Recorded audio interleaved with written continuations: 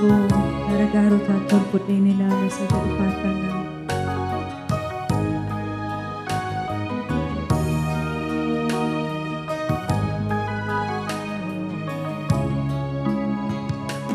Ija koo gargaarotaan tolfudheen ilaala gargaarsi koo eessaan dhufa.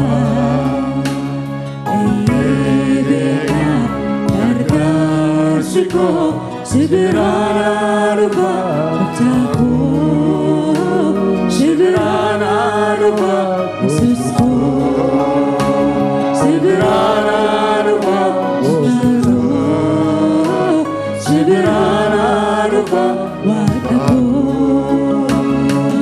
Ijaku Gargaru tatul putih ilana Gargasiko isararupa beka beka Gargasiko sibirana rupa Uktaku sibirana rupa Yesusku sibirana rupa Apaku sibirana rupa Wataku sibirana rupa Uktaku sibirana rupa Yesusku sibirana rupa Apaku sibirana rupa Wataku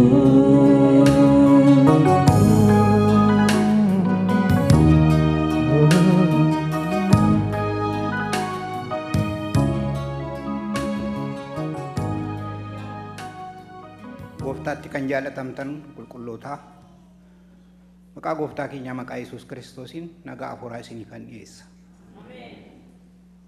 Biyya gaarii kana keessan dhufe biyya gaarii kana keessaa gaarii gaggaarii baay'een argaa inni anaaf caalu isin qulqulloota wajjin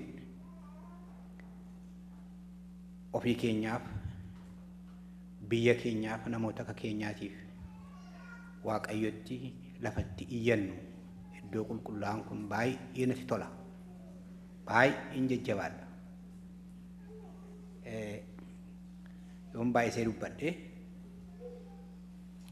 biyya kana san dhufee hamma onaatti akkan ta'u kan na godhe tokko kadhata keessaniif jaalala keessaniif natti toltu maqaa gooftaa Yesuus Kiristoosiin. Waaqayyo sana eebbisu. Yaa Waaqayyo abbaa keenya ati ija namaa isa fooniis isa hafuuraas hin banne. Daraa gooftaa keenya yeroo kanatti immoo qulqulloota kana gidduutti argamu kadhata nuti kadhannu akka aarsaa fuudhinsaa toleetti nuu fudhattee lafa jaamummaa keenyaa qaqqabattee nu fayyisi ati. Fayyinee immoo warra kaaniifis fayyina akka taanuuf nu gargaari. Cubbuu keenya nu dhiisi maqaa gooftaa Yesuus Kiristoos jette. Ameen.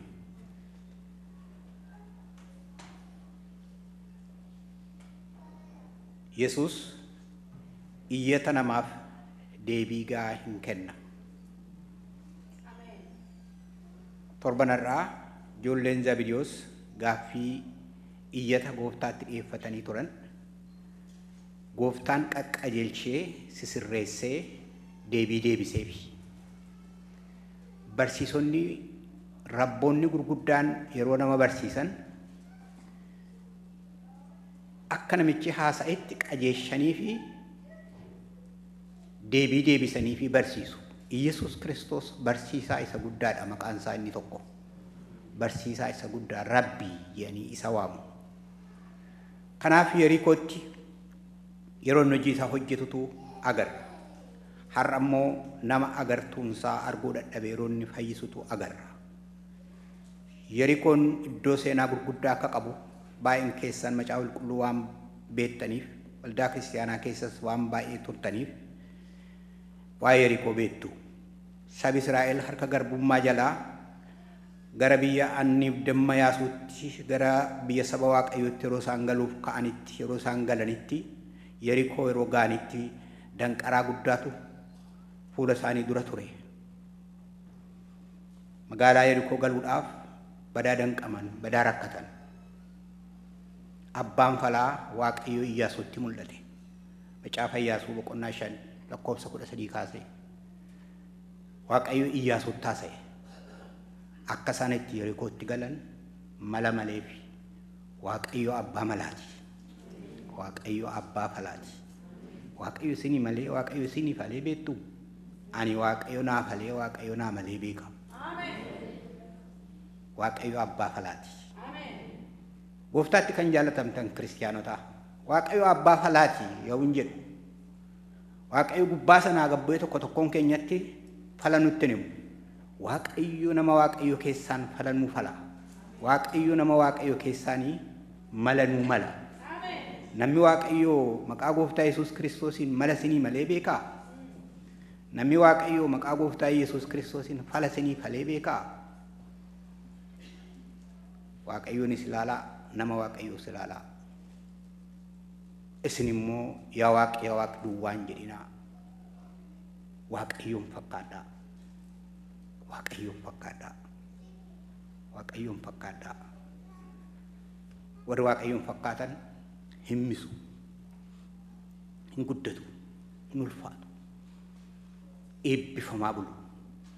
Warqeedhaan birriidhaan miti kan eebbifaman. Hafuura waaqayyo waaqa jiraataa dhugaa waaqayyo waaqa jiraataatu nama eebbisa. Warqeen birriin dubbii qabayyuu eeggadhaa. Eeggadhaa. Warqeen birriin dubbii qaba. Hojii koo keessatti garuu nama 10 ta'anii hojii guddaa tokko hojjetaa turre. Garuu sana keessa Phaaphaasii guddaa tokko turan.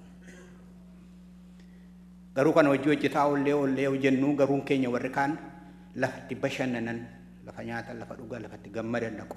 Baay'ee gaariidha. Phaaphaasiin Phaaphaasiidha, ani Pheenxeedha. Dandeenye lafa jarritti gammadanitti dhaquu hin dandeenyu. Kanaaf Phaaphaasiin haasaa walitti butanna.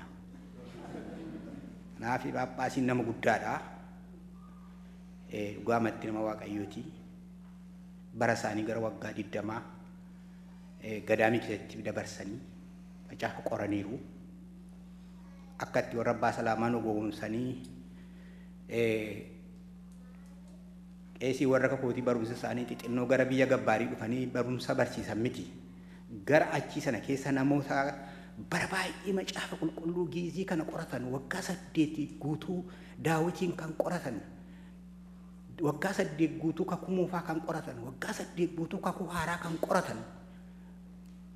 Namoota marii geetaa gurguddaa jira gara sameen kana keessa. Akka gara keenyaa warra mawaa buna bu'aa dhufan waa mataatti maratanii nu barsiisaa turan miti. Isaan gara gabbaaraa garii dhufan. Warri sun gara gabbaaraa garii dhufanii akkuma isaatti kiristinnaa nu kaasaniiru waaqayyoof galata ta'u. Kanaaf Phaaphaasiin kun nama guddaa waan ta'aniif natti dubbatu. Yaa Mikaa'el laan jedhu. Yaa Mikaa'el, qees Mikaa'el jedhu. Waa lamatti of eeggadhu. Nama guddaadha. Baay'een fuudha yaada isaanii. Waa lamatti of eeggadhu. Tokko qoonqootti of eeggadhu. Qoonqoon nama gadhoomsaa. Namoota baay'eetu sirna nagumaan biraa ba'anii amma machaanii kukkufanii inni kaan hin dhukkubee lapheessaa dhukkubee ol guuraan hin jedhanii fidan jaajtaanii ilaalanii akka jedhu qoonqootti of eeggadhu. Qoonqoon nama salphifti jedhu. Tokko lammaffaa moosittanii maayanii taayitaatti of eeggadhu. Taayitaan argadhe ittiin gabaggabaminii nama salphisaa jedhaniitu waa'ee Immiyaa Haayile Sillaasee natti dubbatanii waa'ee ministeerota 60 du'aniis natti dubbatanii waa'ee qeensaanii babbadee dubbatanii erga mangeen badeedha waa'ee mangeessi immoo natti dubbatan. Silxaanatti of eeggadha nama salphisaa namaan jedhu nama salphisaa jedhu. Kanaafi yeroo baay'ee namni of eeggachuu isa barbaachisa. Namni of eeggachuu isa barbaachisa. Kanaaf magaalaa Yerikootti waan ta'e ijoolleen Israa'el biyya isaaniitti galuudhaaf yeroo ka'anitti Yerikootti danqamatutti dhufe. magaalaa sana keessa akka hin gallee fi dubbii guddaan itti ka'e. Kanaaf Iyyaasuun Waaqayyo wajjin haasa'e. Waaqayyo Iyyaasuutti dhufee mala maleef akka isaanitti si'a 7 magaalaa sana naanna'anitti hime. Ergamaa isaatiin Iyyaasuunis isa Waaqayyo itti hime kana hin fudhate. Kana booddee saba isaa abboome. Sabi isaas akka Iyyaasuun itti himetti hiriiran. Si'a 7 magaalaa Yerikoo naanna'anii masaraan Yerikoo kufe. Sabi Waaqayyoo magaalichatti galan. Yerikootti waa 3 ta'e. Waaqayyootu Iyyaasuutti haasa'e. Saba Waaqayyootu amantiidhaan Yerikoo kuffise. Ilaa amma immoo yeroo Gooftaa Yesuus Kiristoos keessa amma immoo gara kakuu haaraatti dhufuutu jirru Yerikootti immoo jaamaan fayya. Argaa isaa deebi'e waan ta'e ibantii ta'e waatu ta'e jedha. Warri Macaafa Qulqulluu bal'isanii barreessan waan ta'e Yerikootti jedhu. Jaamaan fayyuun Gooftaa Yesuus Kiristoos duudaa fayyisaa ture, jaamaa fayyisaa ture, dubartittii dhigisee dhangala'ee fayyisaa ture. Abbaan yeroo mucaasaatiif kadhate sana abbaa isaa dhagee mucaasaa fayyisaa fi ture.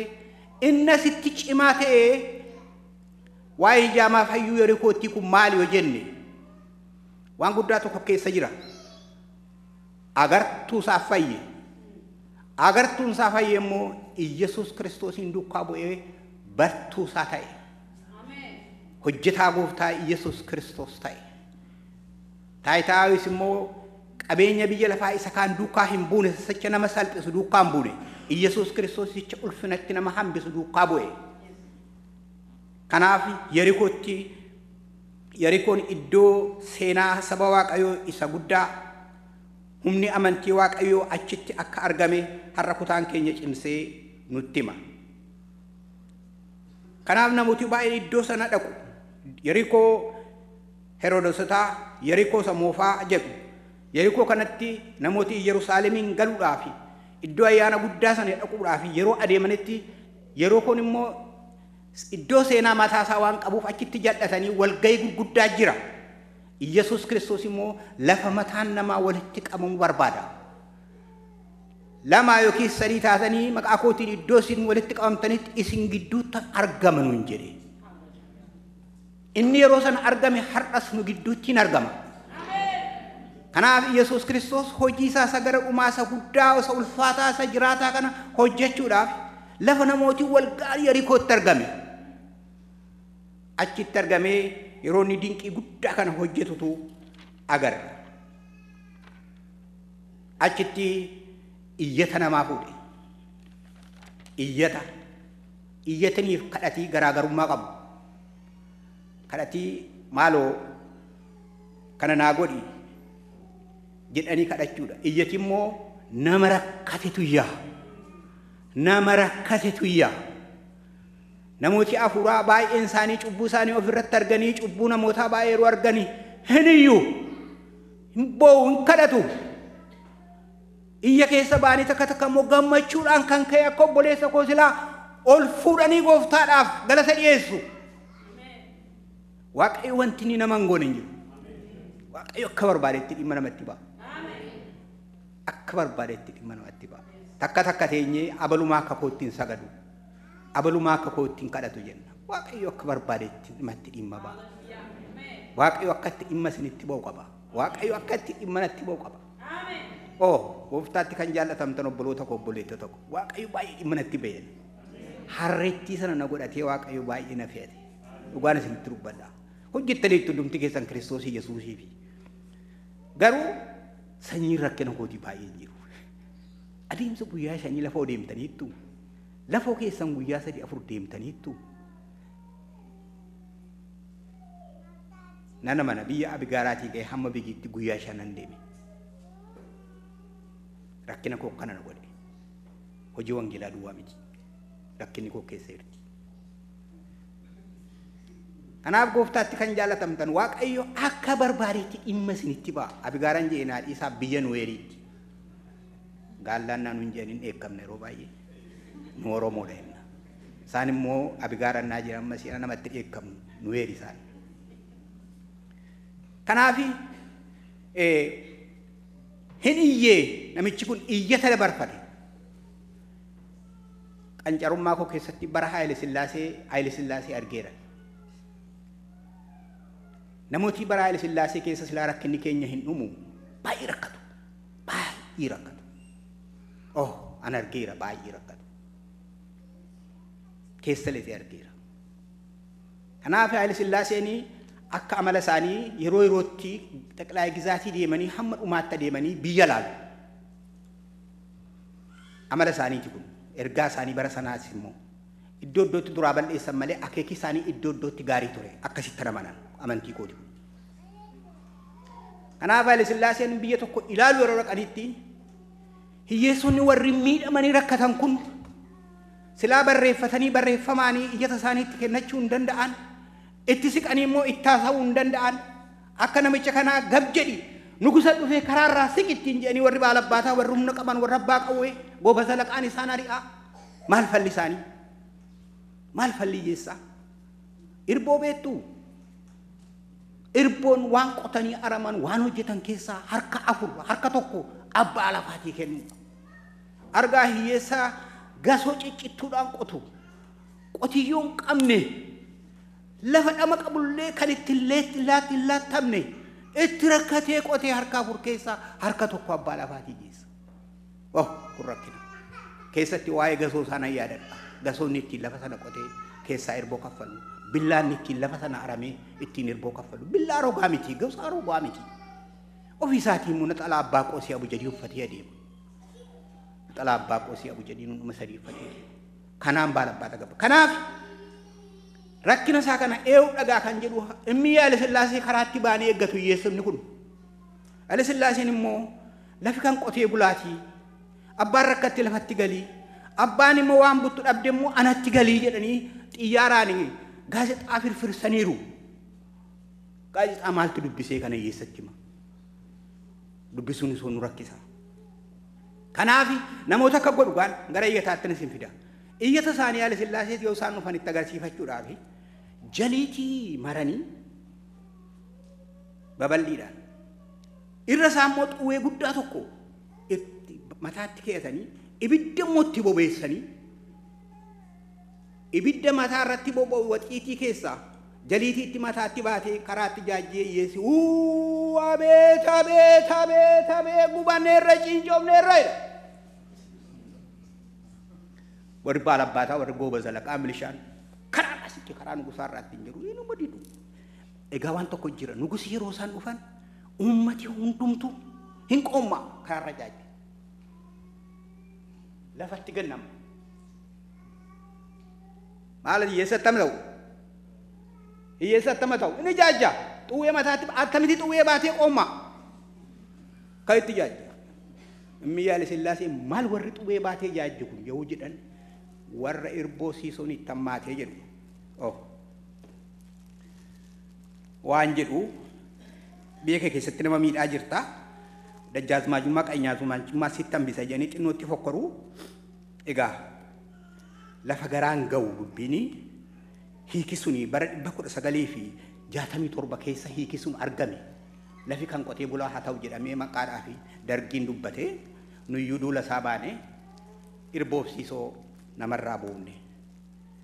Hiyyeessonni yeroo sana maaliin Haayile Sillaaseetti argaman ibidda mataatti baatanii jaajjanii iyyatu. Iyyata jechuun akkasii hin iyyatu. In iyyatu. Iyyata kana abbaan namaa dhaga'u abbaa qaba.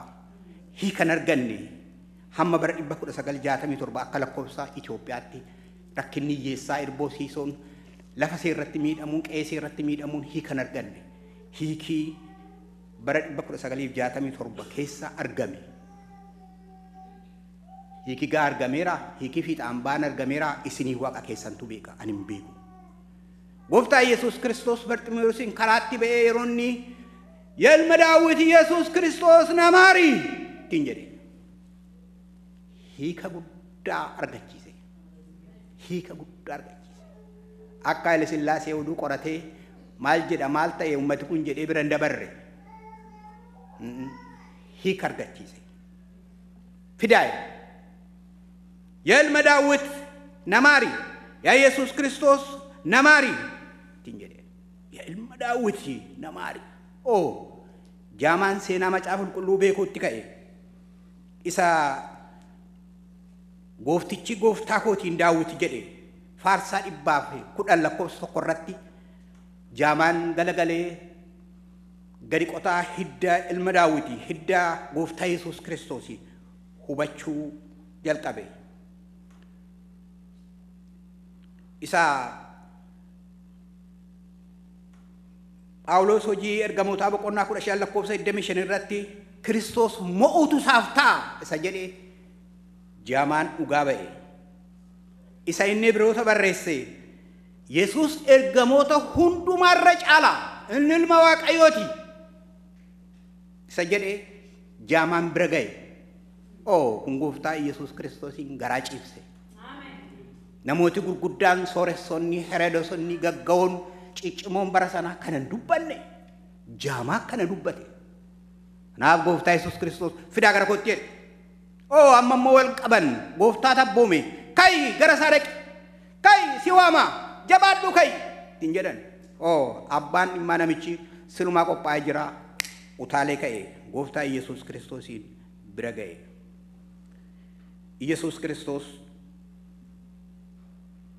agartuu isaa isaaf akka deebise sagalee Waaqayyoo dhugaa nuuf ba'a.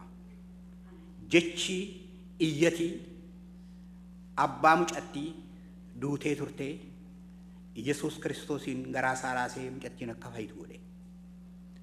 Amantiin dubartittii dhiigisee bara baay'eedhaaf dhangala'ee jechisee iyyatisee akka dhiigisee citee fayyitu ta'e. Jechi iyyatii jaamtichaa gooftaa Yesuus Kiristoosiin bira ga'ee agartuun isaa akka inni isaaf deebi'u ta'e. Kanaaf dafee dhaga'ame lafa garaasaa lafa Yesuus Kiristoos barbaadu dubbate. Waldaan kiristaanaa warra wangeelaa biyya keenya keessatti hojii guddaa hojjetti. Hojii guddaa innis macaafa qulqulluu afaan keenyaan hiikamee sagalee keenyaan akka faarfannee Waaqayyo wajjin akka haasofnu nu goote waldaan kiristaanaa warra wangeelaa Makkaana Yesuus. Waldaa kiristaanaa Makkaana Yesuus keessaa bara baay'een hojjedhe. Waggaa 30 waliin hojjedhe. Wantan keessaa hojjedheef an kan hin baradhe scholarshipii waldaatiin hin baranne. Qixxaa waan warri keenya qaban nyaadheen hamma kutaa 6tti baradhe.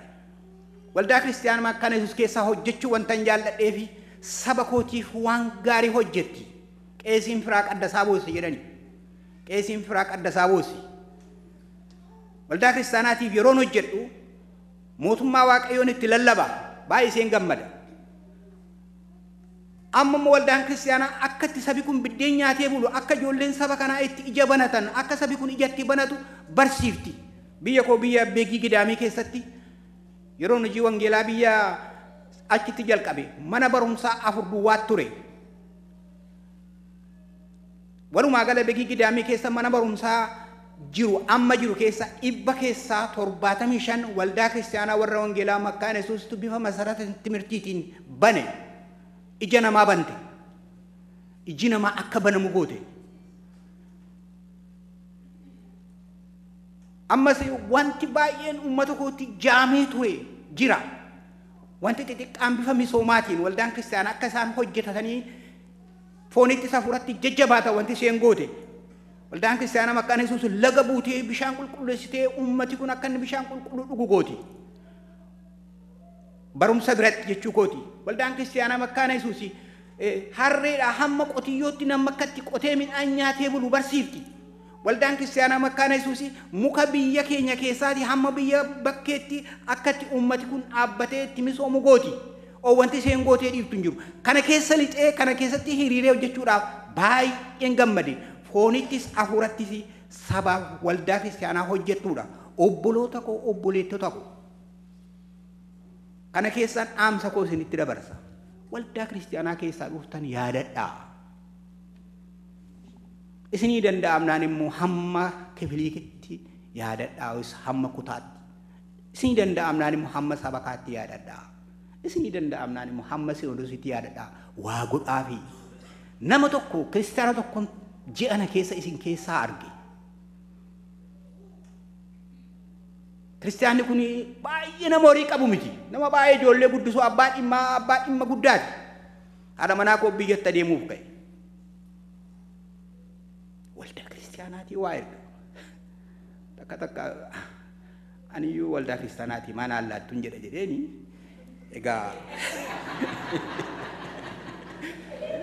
waldaa kristaanaati haadha manaa kootti biyyatti horii erge lafa dhibeesee lafa rakkinasee itti na baatu jedhee na gaafateera iyyuu maala godhattu waldaan naan jennaani amma kootti itti himeera waldaa yaadate waldaa kristaanaa yaadate yaadadhaa waldaa kristaanaa keessanii waldaan kristaanaa dhugaamatti uummata keenya sabaaf lammii Itoophiyaa keessa jiru hundumaatiif waan guddaa hojjetaa jirti waldaan kristaanaa Makkaana Yesuus baay'een gammada kanaafan bara baay'ee isee keessaa hojjedhee hamma naa danda'ametti hojii isee keessatti hiriiree hamma Waaqayyo dandeessisee hojjetaa ture kanaaf waldaan kristaanaa akkatti Waaqayyoon kadhannu nu barsiifte waldaan kristaanaa Makkaana Yesuus warra abbaa salaamaa bara baay'ee Waaqayyoon illee akka nuyi sirriitti isa waaqeffanne nu godhaa turan attamitti waaqeffatu jennaan lafa akkasii gaafa geesse qoomma darbi kanuma waaqeffatu nu jedhani attamitti immoo mana Waaqayyo keessa deddeebu jennaan ijoollummaadhaan si'a tokko warga cuuphamte ati reettitisi hoolaatisi sa'aatisi waa'een sanbatti mirtiin jiru waa'ee Waaqayyoon jiru abbaan kee yaati kee immoo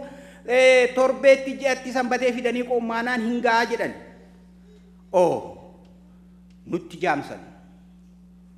nutti jaamsanii turan waldaan kristaanaa warra wangeelaa Makkaana Yesuus waldaan keessan uummata keenya sabaaf sablammii Itoophiyaa keessa jiran iddoo hundumaatti iji namaa akka banamu goote jaamota akka gidaadaa soolan fa'itu mootummaa Waaqayyoo dhiyaateera jedhanii sagalee ulfaataa sagalee akka sibiilaatiin deemanii wangeela mootummaa Kiristoos sabaaf sablammootatti lallabaa turan namooti baay'een sammuun isaanii hin baname foonittis hafuurattis sammuun isaanii hin baname nu jalaa dhussanii turan jecha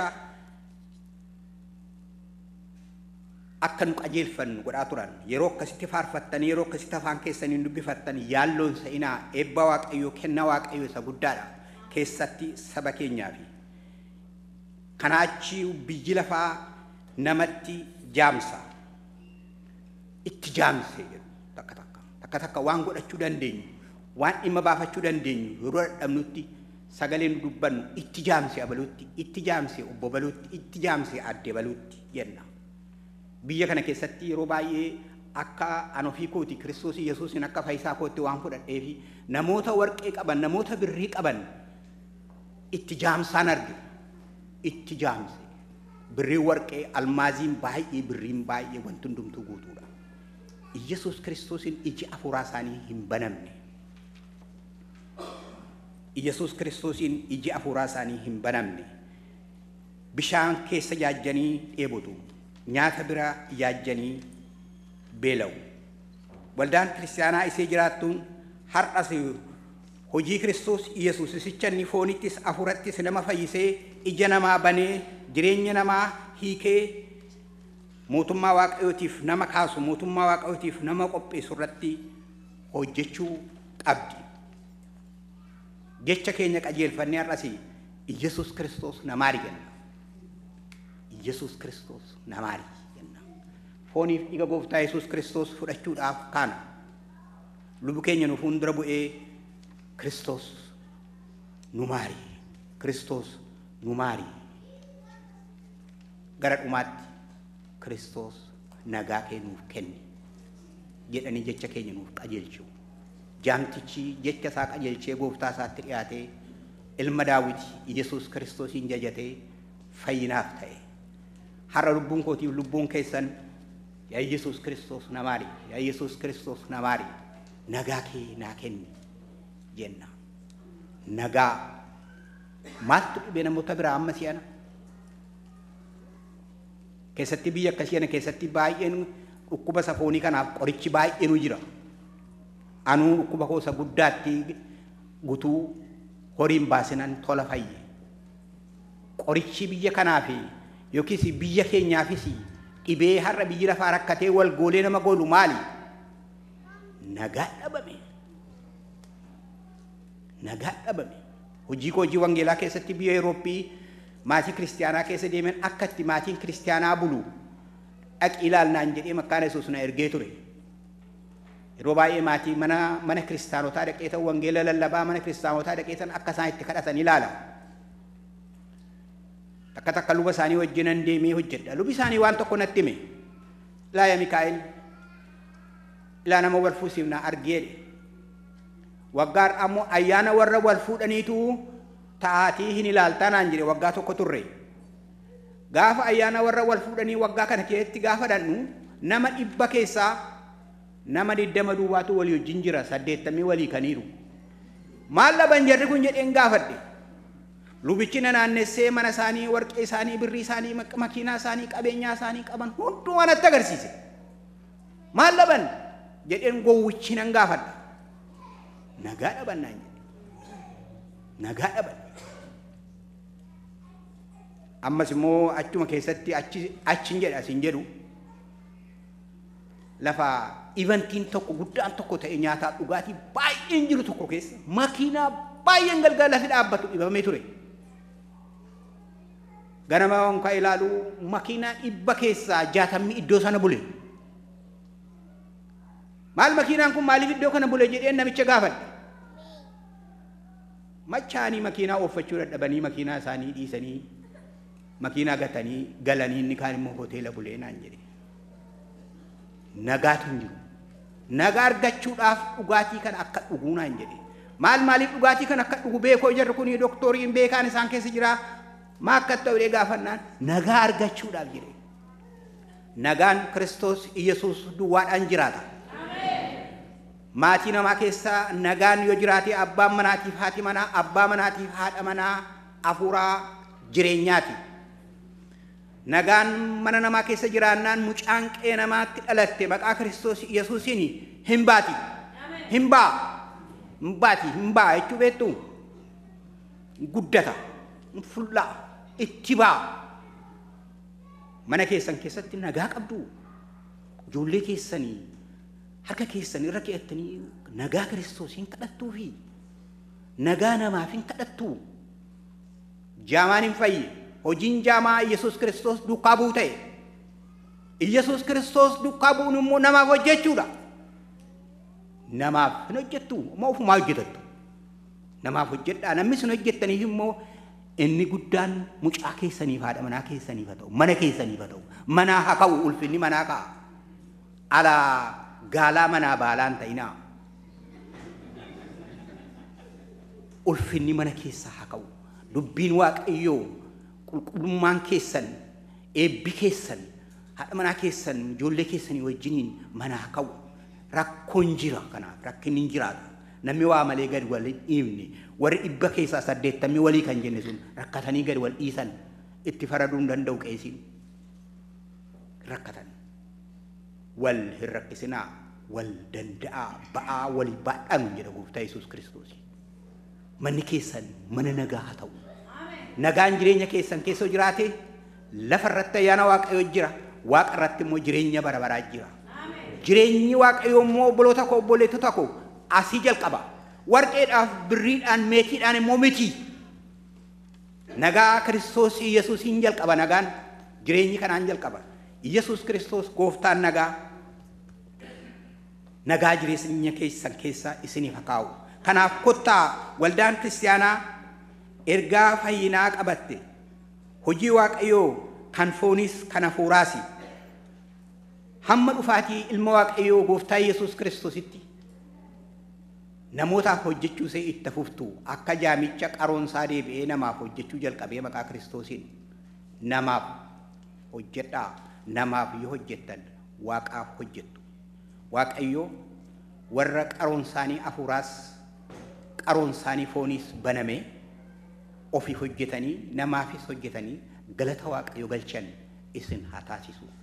Maqaa Abbaatiif kan Ilmaatti kan Hafuura Qulqulluutti sadan Waaqayyo tokko. Galatoomaa.